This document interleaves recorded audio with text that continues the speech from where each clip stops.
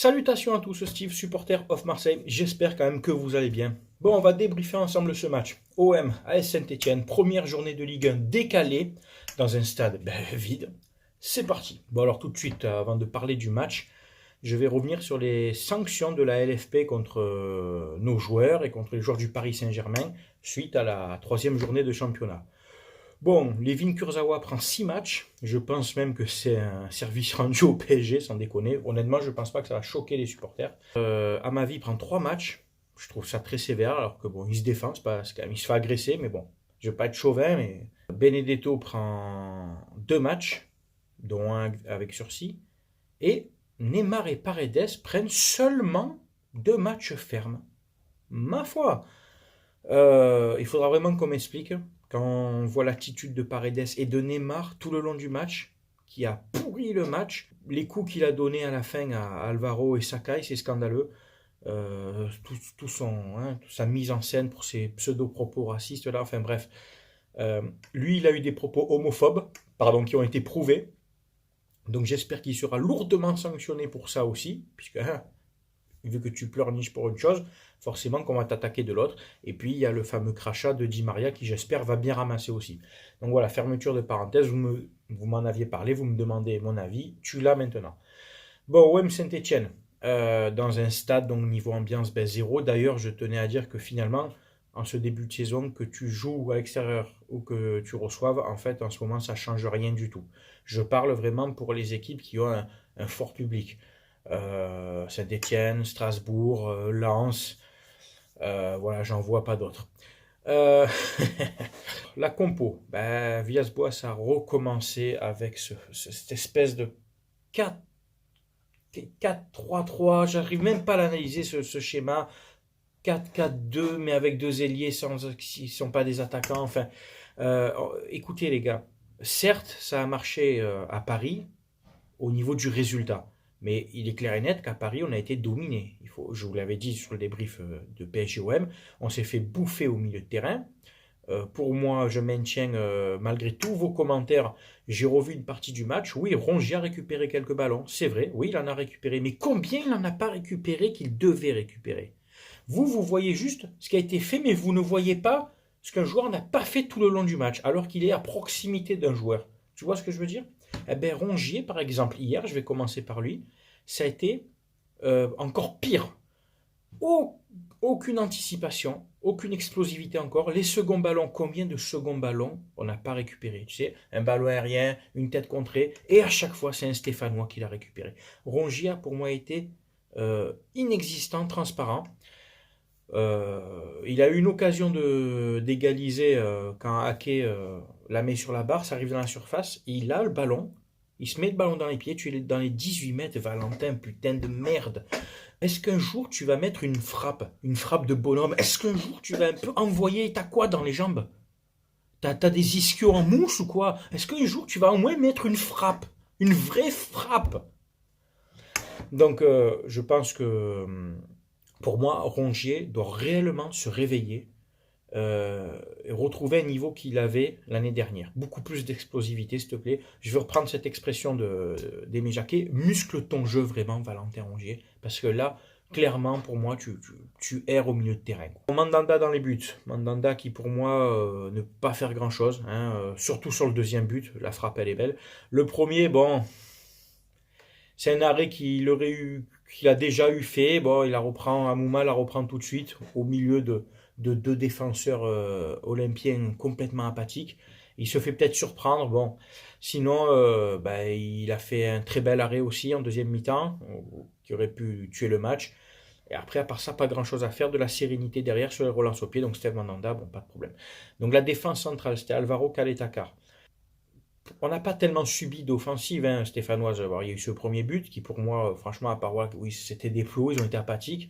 Après, hormis ça, bon, ils ont réussi à contenir avec le soutien de Camara. Et puis sur le deuxième but, pour moi, Kaletakar se fait éliminer comme un débutant, quoi.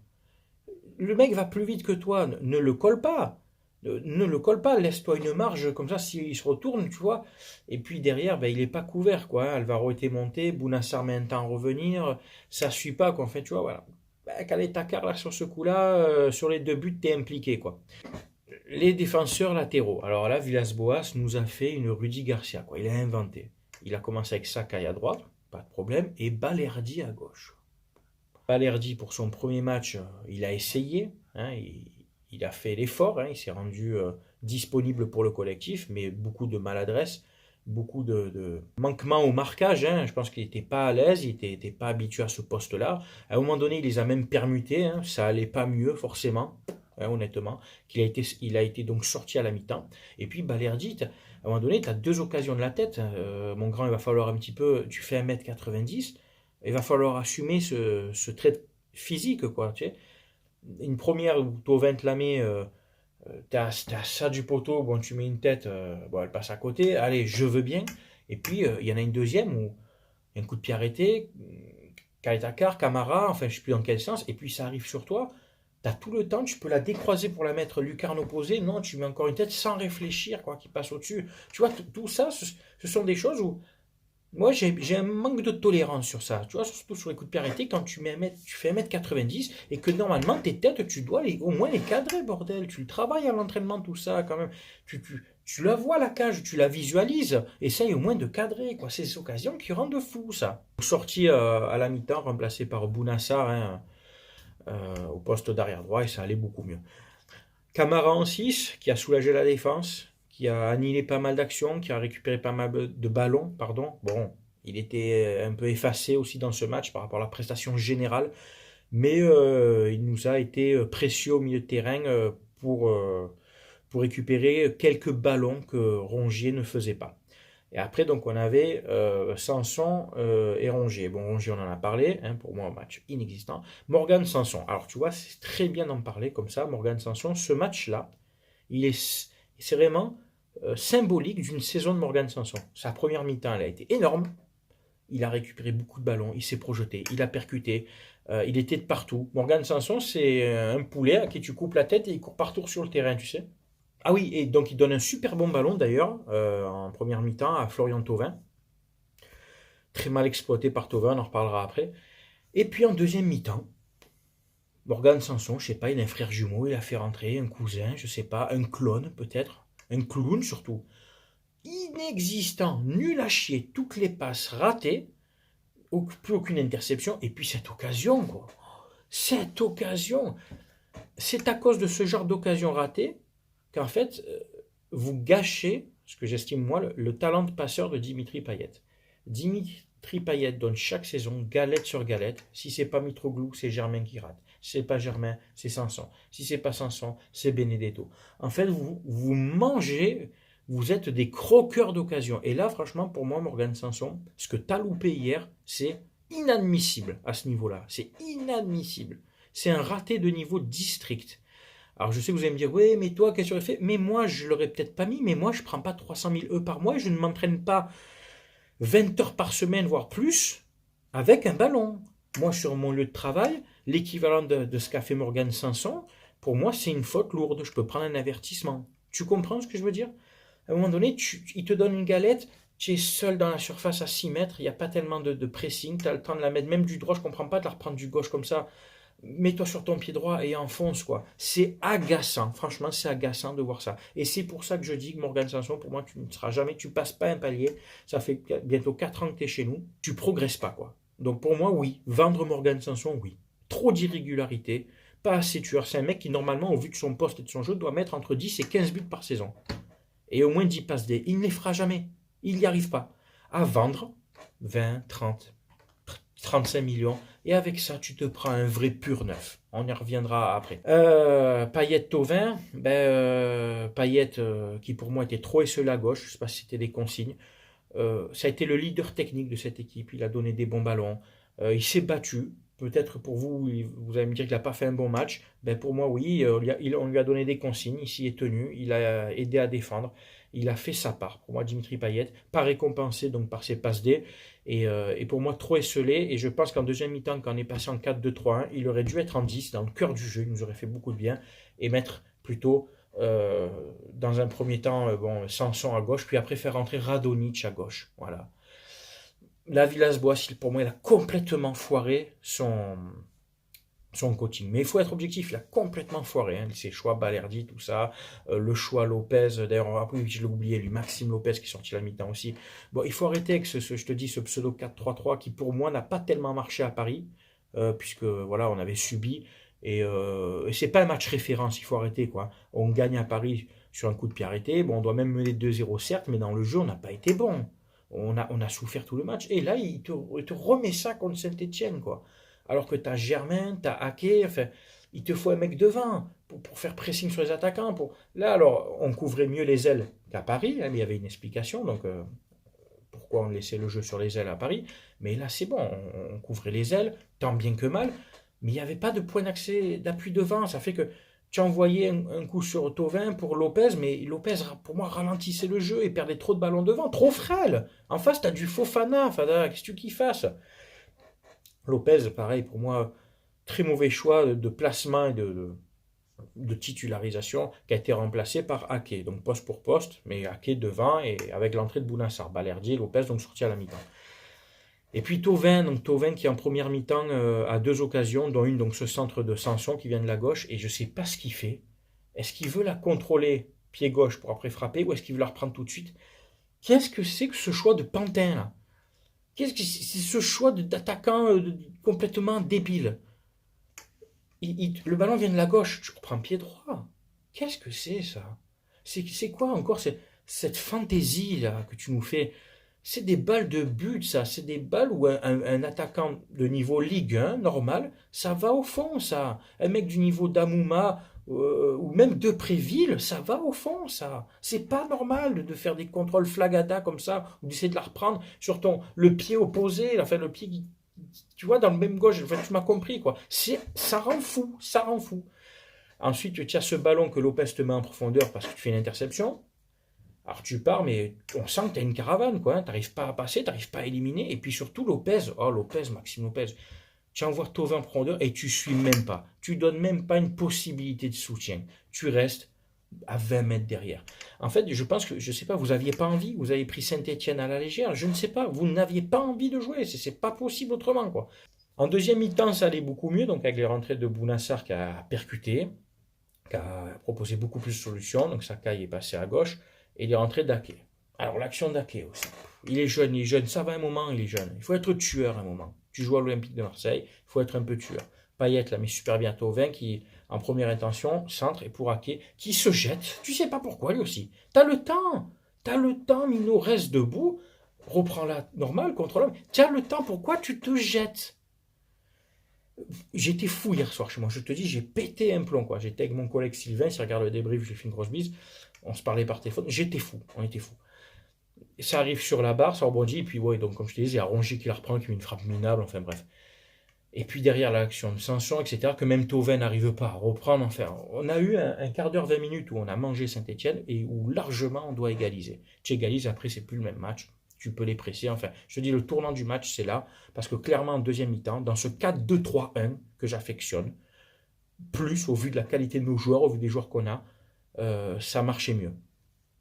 Pour moi, il aurait fallu mettre Payet au cœur du jeu, derrière Ake, Thauvin.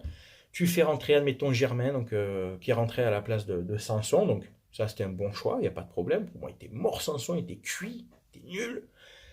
Et tu mets à la limite Germain à gauche, ou Ake à gauche, et Germain devant, et Payet en 10, dans le cœur du jeu.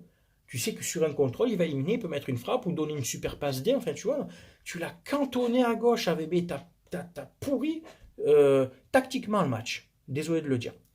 Après, il y a eu aussi la rentrée de Rokia à la place de Sakai.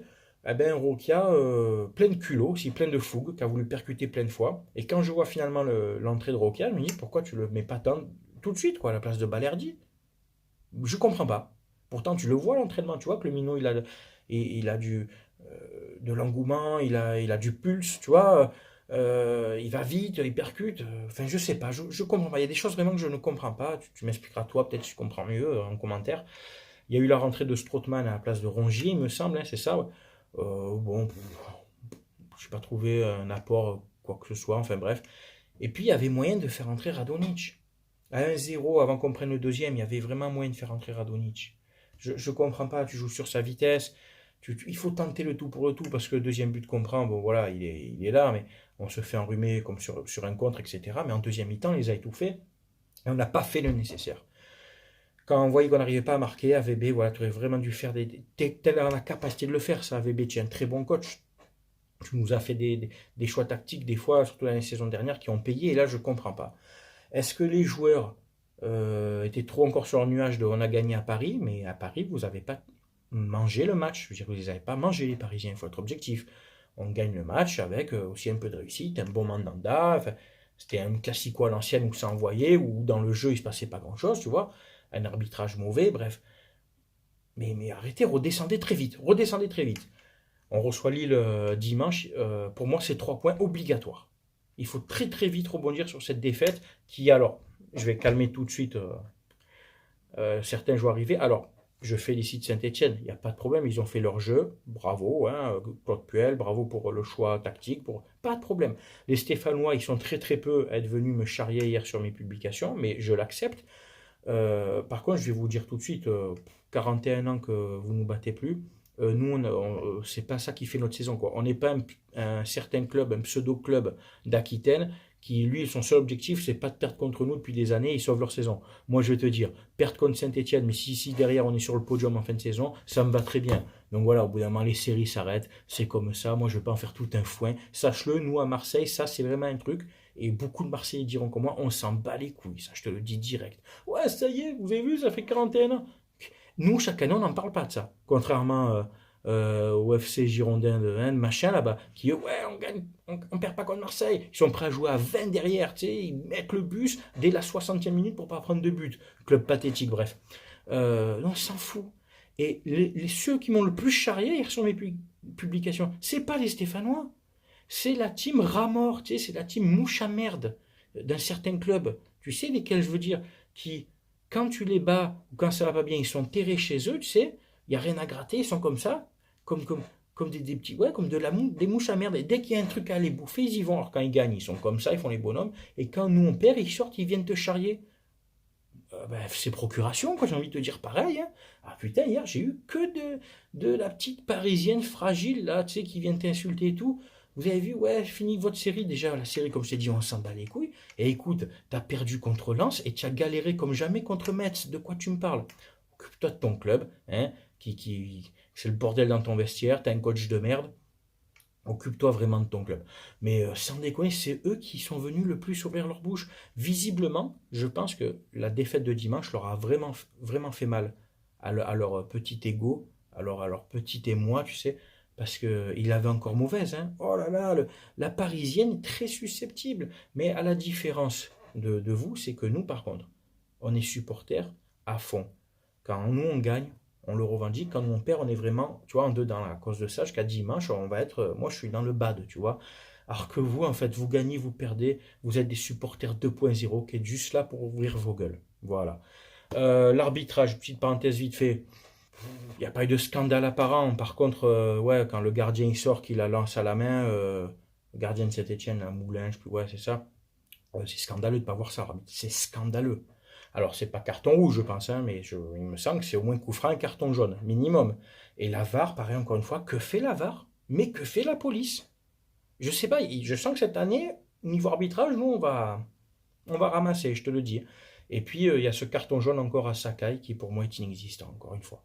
Encore une fois, on voit encore le niveau très faible, très mauvais de l'arbitrage français.